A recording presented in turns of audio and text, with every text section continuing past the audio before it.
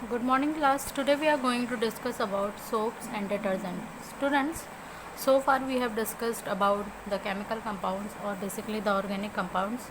In the category we are going to discuss about soaps and detergent. Students, soaps and synthetic detergents are commonly used cleansing agent. Basically whenever we are talking about soaps and detergent, they are basically the cleansing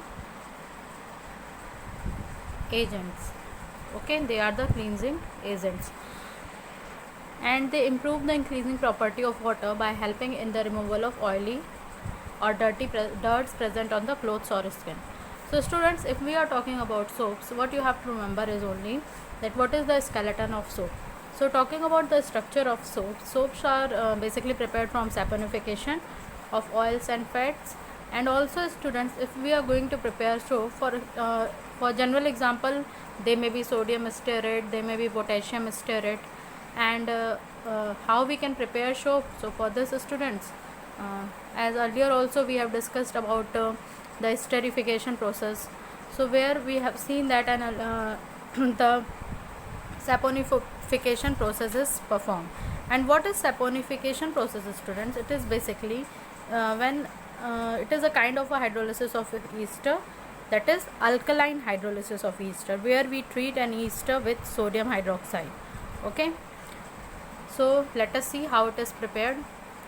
students, अगर बात करें इसके preparation की, तो हमने अभी देखा कि हम ईस्टर को क्या कराते हैं किसी भी अल्कली के साथ. इट में भी सोडियम हाइड्रोक्साइड, इट में भी पोटेशियम हाइड्रोक्साइड.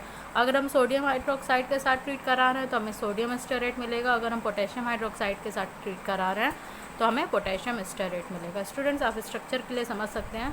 आप इस स्केलेटन को ऐसे स्ट्रक्चर के लिए समझे भी नहीं. This is stearic acid. आप इसके लिए डायरेक्ट स्टूडेंट्स लिख सकते हैं formula, that is C17H35 COOR. Okay, और स्टूडेंट्स हम इसका रिएक्शन करा रहे हैं NaOH के साथ, तो यहाँ पे हमें क्या फॉर्म हो जा रहा है, सोडियम स्टेरेट, और इसके साथ साथ हमें क्या मिल जाएगा, ग्लाइसरॉल या glycerine. Now student, talking about the cleansing action of soap. Student, this question is very important. Student, ये क्वेश्चन बहुत इंपॉर्टेंट है क्योंकि आपके एग्जाम में जनरली पूछ के आता है कि what is the cleansing action of soap. तो स्टूडेंट्स, इसको पूरी तरह से समझने के लिए आपको बस इतना समझना है कि सोप्स की कैटेगरी में जब ये वाटर के साथ मिक्स होते हैं तो मीसेल का फॉर्मेशन होता है. अब मीसेल क्या है, हमने अभी देखा था स्केलेटन, आप यहाँ देख सकते हैं स्ट्रक्चर, दैट इज़ C17H35CO. तो स्टूडेंट, C17H35 पार्ट जो है उसको हम हाइड्रोकार्बन पार्ट कहते हैं, और जो COO माइनस पार्ट है उसको हम कहते हैं कि आप यहाँ पे देख सकते हैं पोलर ग्रुप है. ठीक है, तो इसमें दो पार्ट होते हैं, हाइड्रोकार्बन पार्ट और पोलर ग्रुप. ठीक है, और ये दोनों ऐसे अरेंज होते हैं. अगर हम हाइड्रोकार्बन पार्ट की बात करें तो ये हाइड्रोफोबिक होता है, मतलब ये वाटर को रिपेल करता है. और अगर हम पोलर ग्रुप की बात करें तो ये हाइड्रोफिलिक होता है, ये वाटर को अट्रैक्ट करता है. तो स्टूडेंट्स, ये आपस में ही क्या करते हैं, ऐसी गैदरिंग करते हैं जिसको कि हम मिसेल कहते हैं. तो गैदरिंग का मतलब जो आपका नॉन पोलर एंड है, मतलब जो हाइड्रोकार्बन है, वो इस तरह से एग्रीगेट करता है, ऐसे फॉर्म होता है. और हमारा जो एसीटेट आयन है, मतलब एसीटेट नहीं, CO- जो है हमारा आयन, वो ऐसे फॉर्म हो जाता है. तो इस तरह से क्या होता है, आप यहाँ देख सकते हैं मीसेल का फॉर्मेशन होता है. और ये पूरा एक्शन है मीसेल का डर्ट पे. आप यहाँ देख सकते हैं जो भी डर्ट या ऑयल है, जो पैची पोर्शन है, उस पर इनका एक्शन ऐसे ही होता है. इसी को हम कहते हैं cleansing action of soap. Now students, let's talk about detergent. अगर हम डिटर्जेंट्स की बात करें, सो स्टूडेंट्स, ये वर्ड लैटिन के डिटर्जियर वर्ड से मिल के आया है, जिसका मतलब होता है वाइप और क्लीन. ओके, ये भी क्लींजिंग एजेंट की तरह यूज़ होता है. और सबसे कॉमनली यूज्ड जो, अगर हम क्लींजिंग एजेंट या सिंथेटिक डिटर्जेंट्स की बात करें, तो ये अमोनियम या सोडियम सॉल्ट हो सकते हैं, लॉन्ग चेन अल्किल सब्सटीट्यूटेड, या फिर बेंजीन सल्फोनिक एसिड के, या सोडियम सॉल्ट्स हो सकते हैं सल्फ्यूरिक एसिड के. सो स्टूडेंट्स, आप यहाँ पे देख सकते हैं, ये है आपका सोडियम सॉल्ट और ये है आपका sodium salt of sulphuric acid.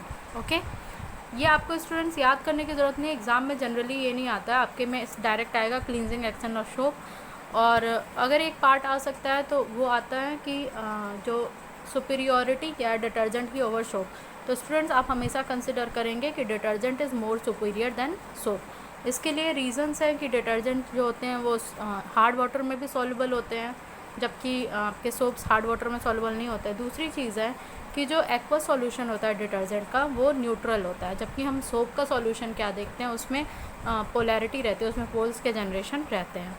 और इसकी वजह से जब ये न्यूट्रल है तो ये क्या करता है, फैब्रिक्स को हार्म नहीं करता है, ठीक है।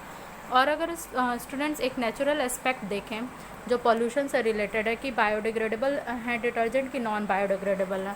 सो नॉन बायोडिग्रेडेबल जो भी डिटर्जेंट्स होते हैं उनमें देखा गया है कि जो डिटर्जेंट होते हैं जिनमें ज़्यादा साइड चेन होती है वो क्या होते हैं, नॉन बायोडिग्रेडेबल होते हैं, ठीक है। मतलब वो जो है एक्यूमुलेट कर जाते हैं वाटरवेज में। जबकि अगर हम बायोडिग्रेडेबल डिटर्जेंट की बात करें, मतलब जिनमें साइड चेन्स कम होती हैं, ये क्या होता है, ये नेचर के लिए भी अच्छे होते हैं क्योंकि इसमें ये अनब्रांच्ड होते हैं, तो ये इनमें बैक्टीरिया ईजिली अटैक कर देता है। और जबकि बेसिकली हम देख सकते हैं या नो ब्रांचिंग हो या मिनिमम ब्रांचिंग हो तो वो ईजिली क्या हो जाते हैं, बायोडिग्रेड हो जाते हैं। So this is all about today's lecture. Thank you class. And students, remember this structure. This is the structure of me cells. This is the structure of me cell and this is the activity of me cell on oil and dirt. Okay, आप इसको समझ सकते हैं, oil और dirt है, इस पे मी cell का एक्शन हो रहा है। जो हाइड्रोफोबिक एंड है वो आप देख रहे हैं ऑयल को अट्रैक्ट कर रहा है, दिस एंड इज़ हाइड्रोफोबिक, ये ऑयल को अट्रैक्ट कर रहा है, और ये जो है क्या कर रहा है, वाटर को अट्रैक्ट कर रहा है, जो आपका हाइड्रोफिलिक एंड है, ठीक है। This is all about today's lecture. Thank you class.